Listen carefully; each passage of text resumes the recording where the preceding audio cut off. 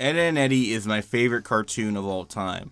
If I ever make a list of my favorite cartoons, which I don't plan to, this show would top the list every time. You can take your fucking Simpsons, you can take your SpongeBob, you can take your Avatars, and you can fucking shove it. Because unlike those shows, Ed, Edd n Eddy came out and was hot shit, but realized when the world didn't really need them anymore, and had the integrity to just straight up end and die, unlike the aforementioned SpongeBob and Simpsons, where there are points in those series where the quality comes into big question. And Ed, Edd n Eddy also knew not to have a shitty follow-up series. Unless you count the Bro Show. What do you want, Ma?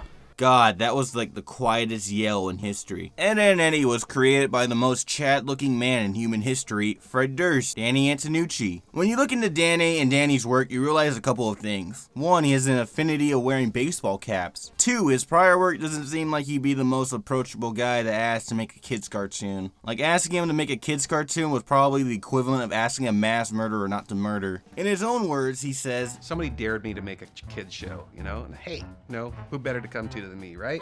Yeah, fucking dare you. I dare you to make a really great children's television show." Ed, Edd n Eddy is a show about three best friends in their attempt to scam a multitude of children in the cul-de-sac out of their money, so they can afford these massive fucking jawbreakers, which these jawbreakers are just massive. It's like shoving an entire Namekian Dragon Ball in your mouth, but it's filled with sugar. And these gigantic balls of just pure sugar are only 25 cents. You know, everyone wants to know, like, the mystery of what's under Double D's hat. Nah, fam, I want to see the childhood obesity rates in this universe. This thing will literally give you type 2 diabetes after one of these. Our characters are as follows. Ed, the idiot muscle of the group. Ed is a very entertaining character because of his absurd comments, actions, way of thought, and overall idiocy is very amusing to behold. A lot of the funniest moments in the show are akin to Ed's just sheer stupidity and lack of understanding of basic human knowledge.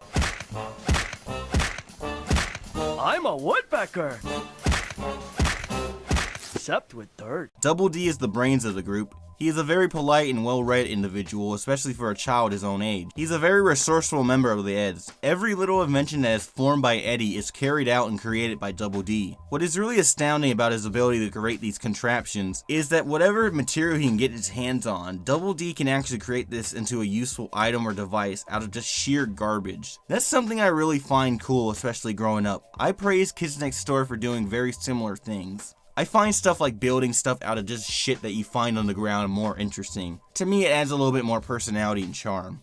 Eddy, the essential leader of the group who comes up with all these ideas for scams and has Double D create all his harebrained schemes, is determined to scam all these children out of their money, going to any length possible to get that 25 cents. Like breaking an innocent child's teeth. This man will go on to become a great businessman. I can foresee this. So what exactly makes Ed, Edd n Eddy, in my opinion, the greatest cartoon ever? Well, you gotta get a little bit of insight of what kind of shit I like and the things I find funny. I'm actually a pretty big fan of slapstick comedy and cartoons. I really have fond memories of lying and staying home sick, or I guess in another case specifically towards me, where the Hawaiian government was going through an economical crisis after the economy crashed and they couldn't pay teachers. So their solution was like, fuck it, you only have 4 days of school, including holidays. So sometimes I went to school like maybe once a week, and I would spend that time watching old Looney Tunes cartoons and Tom and Jerry. Also, I'm really into seeing both fictional and real life people be in pain, so shit like this is already up my alley. And the slapstick humor in Ed, Edd n Eddy is really strong. A lot of the pain inflicted on these characters in each episode is very creative and hilarious, and looks really fucking painful at times. And the show is full of moments like this throughout the entirety. In the later seasons, the violence in the show gets so ramped up so high that some of the episodes just become a bit disturbing. Like, for example, the episode where Eddy unintentionally duels Rolf to a fight while only using giant fish is brutal.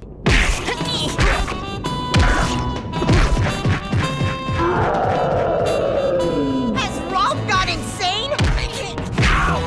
Come on, Eddy! Jeez, Rolf, aren't you tired yet?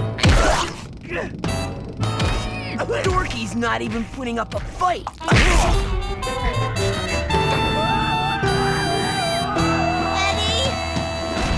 And the sort of sequel to this episode where Rolf and Eddy challenge to become the toughest urban ranger in the episode The Good, the Bad, and the Ed is the same, if not even more brutal than before. Catch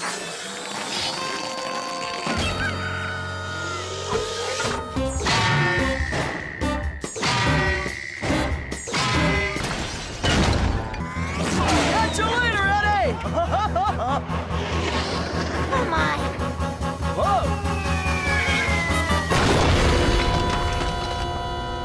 And the actual dialogue and quips from the characters themselves within the show are actually really funny as well. One of the things I really like about this show while getting older was some of the retorts Eddy would throw at characters, like whenever Ed or Double D fucks up. And the show is home to some of the most quotable and interesting moments in cartoon history. The main trio really work and have great chemistry together. The same kind of chemistry that the show is kind of unabashedly inspired by the Three Stooges. And the supporting characters are also really interesting, and some go beyond the whole let's just beat the shit out of the Eds kind of mindset. Don't get me wrong, these kids will fuck you up if they're provoked. But what I really found fascinating and quite fun with the show when I was watching it when I was younger was just piecing together the relationships and overall hostility each child within the cul-de-sac has for the Eds. Because not every child holds the same kind of hate for them. Characters like Rolf, the foreign exchange student, a really funny ethnic character spouting his dumb country's bullshit all the time. Meet my clam, Bobo! To this day, Rolf seeks comfort from Bobo when he is frightened. Hello, Bobo. Is that a giant clown? Will beat the ever-living shit out of the Eds in a quite brutal fashion, but doesn't really have any hate for the Eds, and will actually humor them, striking up conversation with them on occasion and not immediately just fuck them up on sight unless provoked or harming or annoying his friends. Johnny, the weird kid of the group who goes everywhere with a block of wood he calls plank. We all had those weird kids in our block. Though I guess in Johnny's case, this is an early possible sign of schizophrenia. Johnny doesn't really hate the Eds either, and is really the same boat as Rolf where he won't fuck them up on sight. Same with characters like Naz, the pretty girl, and Jimmy, the metal-faced pussy. It's just with characters like Sarah, Ed's little sister, and Kevin, the neighborhood Chad, will fucking pummel the Eds. Sometimes on sight, but that's mostly with Sarah. Kevin will mostly fuck the Eds up if it's provoked. This to me is just kind of genius. It gives these characters kind of like a dangerous vibe. So whenever you see them on screen, you know some shit's probably gonna go down. It's kind of the same thing with the Kanker sisters, where anytime their presence is had on the show, it's not gonna end well. A lot of people give some of the show's side characters a lot of shit for being unlikable assholes and being mean to the Eds. And that's what I love about this show. There is no moral right pretty much in this series. The kids are complete cunts to the Eds for good reason. Because the Eds are cunts for giving them almost all the time just complete shit products in an attempt to steal their money. I would say a lot of the so-called actions against the Ed are mostly just retaliation of them just being dicks. I will say this, there are moments in the show where the actions against the Eds are a bit excessive, like a lot of the cases for this is mostly including Sarah. But let me make this clear. The Eds, they are not good people. They are just the people we follow in the show. One of the most crucial and important parts to Eddy and Eddy's brilliance in comedy to me is not the areas most would think. It isn't the characters, it isn't the dialogue, it isn't even the writing. It isn't even the animation, which I will get to. It's sound. One of the more underutilized things in modern cartoons, or just cartoons in general, is that sound can really help carry a show. If you really think about it, the most important thing to Eddy and Eddy is the massive library of sound the show uses in every single scene. And the humor relies on the sound to make the audience laugh, and help accompany the slapstick aspect of the show. Like, take this little scene for example.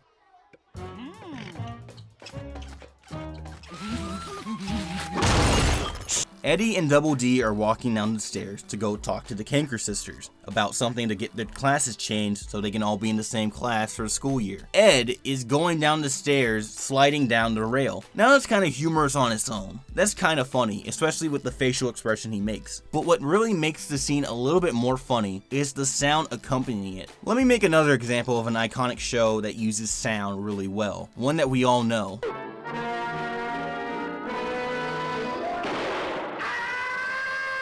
Those shorts have a perfect combination of animation and sound. When you hear that scream of sheer agony, you laugh. Maybe not roll on the floor, but god damn it did that yell make me laugh. And for Eddy and Eddy, the sound department really brought the show to life more than the actual artist at times to me. Plus I really love the types of sounds the show would use. I would rewind DVDs and replay sound and record them on a tape player such so I can listen to them, because I thought they were really funny. Not to discredit the artists, they also did a really good job as well. I actually really like the art of Eddy and Eddy. The jittery outlines of the show is a nice touch and a great homage to the older cartoons creator Danny Antonucci was inspired by. So we get a piece of drawing paper, throw it over top, ink out, we trace out the character, say it's Eddy screaming at Ed, take it off, get another piece of paper, trace it off again, put that down, get another piece of paper, trace off that same drawing again.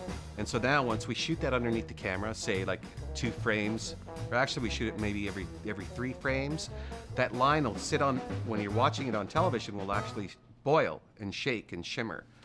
And I think it really helps keep the characters alive. So the reason we use that boiling line is so that the show literally stood out from the other shows on Cartoon Network. You notice that a lot of the shows have a lot of the straight and forward lines, which is very, very cool and very traditional cartoons. But I just wanted to throw it another way.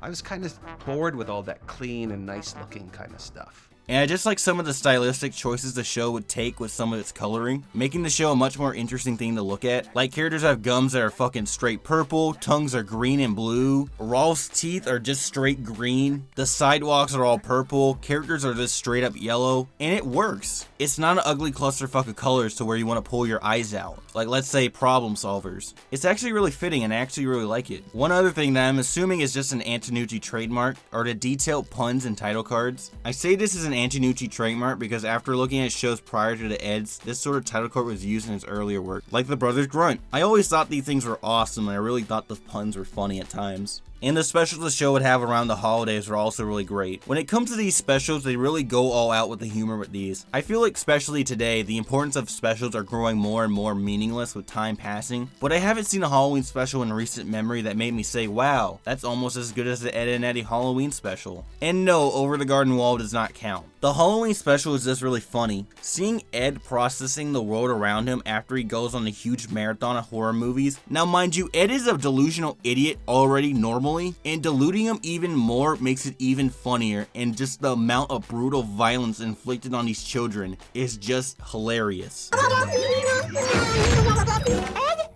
Ooh, you're a Viking! Reagan!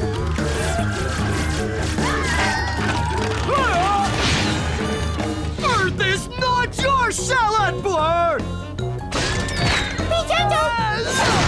The Christmas special, Ed and Eddy Jingle Jingle Jangle, is also really great as well, and is tied with Billy and Mandy for the Christmas special I tend to enjoy on the holidays. Though this one ends very rapey. Ed, and Eddy lasted for 6 seasons. Well, technically 5. You see, now this is something I found really interesting, being someone who followed the show for years and didn't realize this till writing this. So basically what happened, there was a lot of confusion with the Ed and Eddy Season 6. Ed and Eddy Season 6 was announced and said the show would conclude with a grand total of 78 episodes. A lot of people thought like, oh wait, we're getting a 78 episode season, which was not the case. What Cartoon Network basically did, they just called the last 2 episodes they already had completed and just called that Season 6. And later on, the crew just went on to say, hey, let's just make a movie instead of doing season and a movie, because that would be very taxing and tiresome for the entire crew. Very confusing, especially to the target audience being me, which around that time I thought like, oh yeah, we're getting 6 seasons of the movie, but then it was really just kind of 5 seasons of the movie. It was eventually made up with the production of Big Picture Show, but man, that was very confusing. Speaking of that, the finale, The Big Picture Show, I think is a really great ending to the series.